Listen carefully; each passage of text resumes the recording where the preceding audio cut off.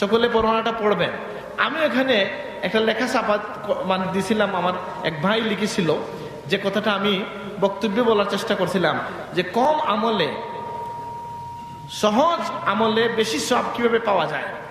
এর মধ্যে একটা হচ্ছে কি, যেমন আপনি আমি যে কালেমা পড়ি, আমরা যে এক আল্লাহয় বিশ্বাস করি, এক আল্লাহয় বিশ্বাসের যে কালেমা তাওহীদের উপর টিকে থাকা, এটা হচ্ছে অত্যন্ত গুরুত্বপূর্ণ বিষয়। আল্লাহ কিয়ামতের দিন বান্দাকে বলবেন, সবচেয়ে কম আযাবওয়ালা জাহান্নামীকে আল্লাহ তাআলা বলবেন যে বলো তো, আমি যদি আজকে তোমার এই আযাবটা কমাইয়া দেব, বন্ধ করে দেব, এই শর্তে দুনিয়া এবং দুনিয়ার মধ্যস্থিত যা কিছু আছে সব তুমি আমাকে দিবা, রাজি আছো কিনা? বলে আল্লাহ আমি সব দিতে রাজি। আল্লাহ বলবেন আমি তোমার কাছে এর চেয়ে অনেক কম জিনিস চাইছিলাম। কি চাইছিলাম? আমি চাইছিলাম তুমি আমার সাথে আল্লাহ তুশরিকা বি শাইআ, আমার সাথে কাউকে শরীক করো নাই, কিন্তু তুমি শিরিক না করে রাজি হও নাই, আজকে তুমি বিপদে পড়ছো। তাইলে আল্লাহর দ্বীনের উপর টিকে রাখা, ইমানের উপর টিকে থাকা, কালেমার উপর টিকে থাকা, এটা আমরা কি গুরুত্বপূর্ণ মনে করি? মনে করি যে একবার ইসলাম কবুল করছি, ইমান আনছি, আর এটার খবর না রাখলে চলবে। অথচ নবীজি বলছেন জাদ্দিদু ঈমানাকুম বিলা ইলাহা ইল্লাল্লাহ, ঈমানকে নবায়ন করো লা ইলাহা ইল্লাল্লাহর মাধ্যমে। আপনার সাহাব যতবার তওবা করাইছেন, শিখিয়ে দিয়েছেন যে দমে দমে তোমরা জিকির করো কি লা ইলাহা। কেন? যে এই ছোট জিনিস যেটাকে আপনি মনে করছেন এটাই কিয়ামতের দিন মুক্তির কারণ হবে। সুবহানাল্লাহ। এইরকম কয়েকটা ধারাবাহিকভাবে, যেহেতু পত্রিকা পড়েন নাই, বলে যাই আমি, ছোট আমলে বেশি পাবেন। রাসূলুল্লাহ বলছেন মুয়াজ্জিন যিনি হবেন কিয়ামতের দিন তার মাথা সকলের উঁচু হবে। সুবহানাল্লাহ। এবং সেই দৃশ্যটা রাসূলুল্লাহ দেখাইয়া দিয়েছেন কিয়ামত বিজয় হজের দিনে।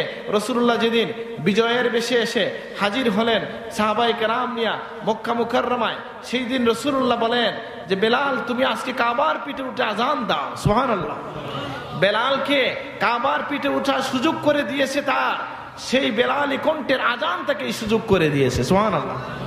যে কাবার নিচে রাহমাতুল লিল আলামিন আবু বকর সিদ্দিক থেকে নিয়ে সকল সাহাবীরা আসেন, কাবার উপরে উঠেছেন একজন, তিনি কে? নবীজি এর মাধ্যমে অনেক শিক্ষা দিলেন, মুয়াজ্জিনের মর্যাদা বর্ণিত হলো। এর মাধ্যমে রাসূলুল্লাহ বুঝিয়ে দিলেন যে আমার উম্মতের মধ্যে কালো ধলার মধ্যে কোনো পার্থক্য নেই, বরং আমার উম্মত যার আমল যত সুন্দর তার মাথা তত উঁচু হবে। সুবহানাল্লাহ।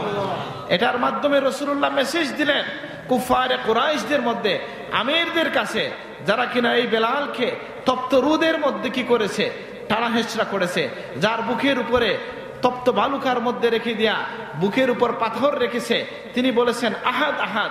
সেই বেলালকে আল্লাহর নবী কাবার পিঠে তুলে বুঝিয়ে দিচ্ছেন যে ঈমান মানুষকে কতটুকু সম্মানিত করতে পারে। সুবহানাল্লাহ। তাইলে আপনি পেলেন আজানের কথা। আমরা যে দুরূদ শরীফ পড়ি, দুরূদ শরীফ কেমন? যে আল্লাহ রাসূলের কাছে উবাই ইবনে কাব বললেন ইয়া রাসূলুল্লাহ, আমি চাই আপনার উপর দুরূদ পড়বো, কতটুকু পড়বো? বললেন আমার সময়ের 4 ভাগের 1 ভাগ পড়বো।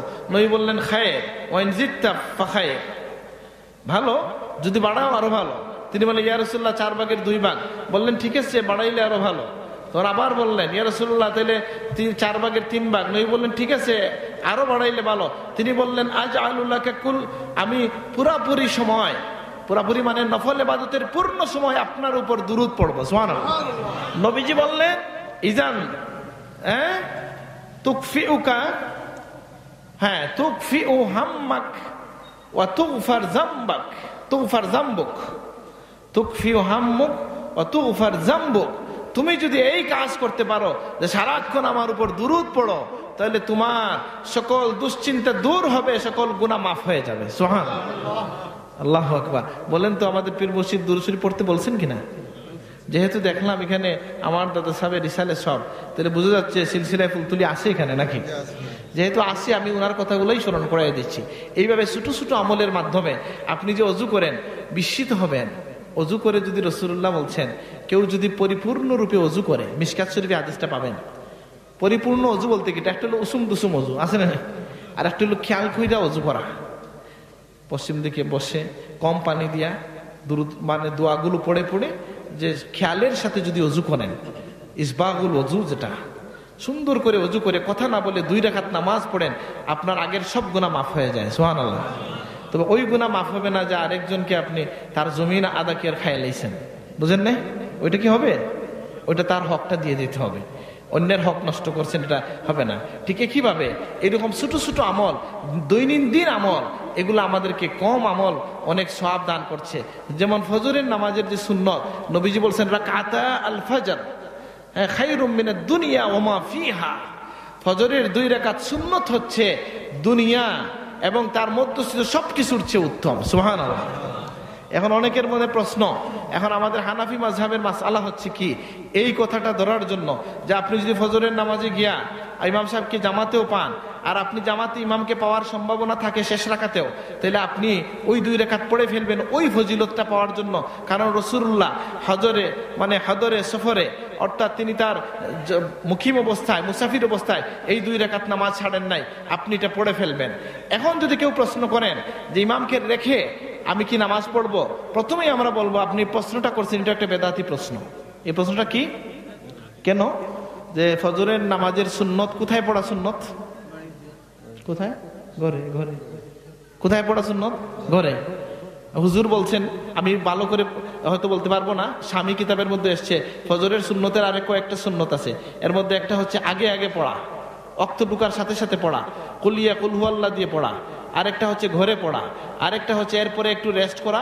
হানাফি মাযহাব এটা গঠন করেন নাই, কারণ নবীজি রেস্ট করতেন, নবীজির কলব ঘুমাইতো না, চোখ ঘুমাইতো। সুবহানাল্লাহ। হ্যাঁ, আম্বিয়াদের চোখ ঘুমায়, দিল ঘুমায় না। কিন্তু আপনি তো যদি এই রেস্টে লাগেন তাহলে আপনার নামাজ চলে যাবে, বুঝেন নাই? কিন্তু আপনি ঘরে সুন্নত পড়ে আসলে এই ফিতনার মধ্যে হয় না। কিন্তু এই 2 রাকাত সুন্নত দুনিয়ার সবকিছুর চেয়ে উত্তম। এইভাবে ছোট ছোট আমলের মধ্য দিয়েও আমরা আল্লাহ পাওয়ার চেষ্টা করতে পারি। আল্লাহ আমাদেরকে তৌফিক দান করুন, আমিন। অনেক রাত হয়েছে, আমি আমার কথা শেষ করতে চাই। শেষ কথা যেটা বলছি, যে আমি এই যে দাবি করে এই কথাটা বললাম যে আমরা যেন নির্দিষ্ট একটা দিনকে যথেষ্ট মনে না করি।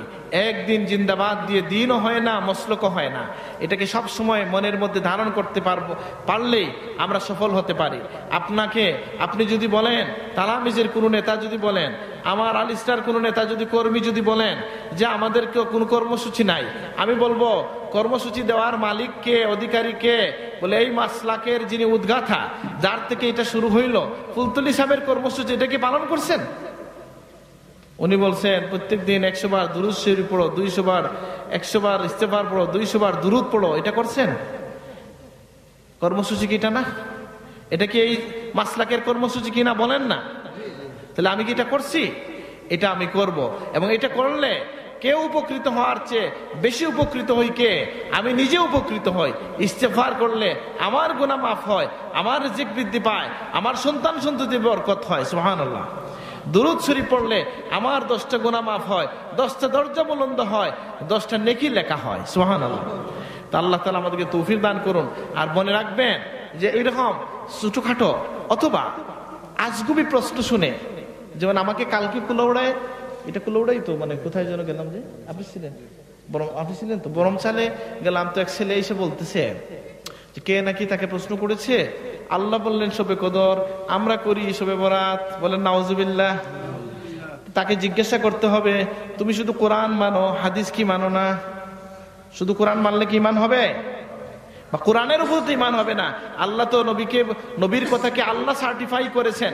আল্লাহ বলেছেন ওমা ইয়ানতিকু আনিল হাওয়া ইন হুয়া ইল্লা ওয়াহয়ুন ইউহা। আমার নবী যে কথা বলেন তিনি বলেন না, আমি ওহী করলে তিনি বলেন। সুবহানাল্লাহ। তো সেই নবী যে হাদিসের মধ্যে বললেন ইন্নাল্লাহা লা ইয়াত্তালিউ আলা জামিই খালকিহি ফি লাইলাতিন নিসফি মিন শাবান ফায়াগফিরু লিজামিই খালকিহি ইল্লা লিমুশরিকিন আও মুশাহিন আও কামা ক্বাল আলাইহিস সালাতু ওয়াস সালাম। শব্দের আকপিস হতে পারে। রাসূলুল্লাহ বলতেছেন লাইলাতুন নিসফি মিন শাবানের মধ্যে ফাযাইলুল আওকাত লিল বাইহাকির মধ্যে এই হাদিস এসেছে যে মানে শবে বরাতের যে রাত, লাইলাতুন নিসফি মিন শাবান, শাবানের 15 তারিখের রাতে আল্লাহ তাআলা সৃষ্টির প্রতি দৃষ্টিপাত করেন।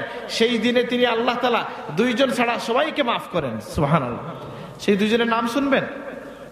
একজন হচ্ছেন মুশরিক, যে আল্লাহর কাছে কাউকে শরীক করে। আরেকজন হইল হিংসুক, যে মানুষকে মসজিদে আসতে বাধা দেয়। নাকি বুঝেন না? ঘুমাই গেছেন। যে লোক বলে কি, আমাকে একজন প্রশ্ন করছে, ওই মাওলানা খায়রুল হুদা আমাদের লন্ডন থেকে, তো বলতেছে অনেকে বলে যে একদিনে মসজিদে আইসা কি সব পাইয়া যাবে? আমি বললাম একজন তার দোকানে বলছে 70% ছাড়, আপনি গিয়ে বলতে পারবেন যে দোকানে কেন ছাড় দিলা? বলতে পারবেন? তা আল্লাহ ছাড় দিছেন, আপনি কেন হিংসা করেন? আপনি হিংসা করতে পারেন না। আপনি জেনে রাখেন যে আল্লাহ ছাড় দিছেন, আপনি মানুষকে মসজিদে যাইতে দেন, একদিন গিয়া সারা জীবনের হেদায়েত নিয়ে সে আসতে পারে। আল্লাহ কবুল করুন, আমিন।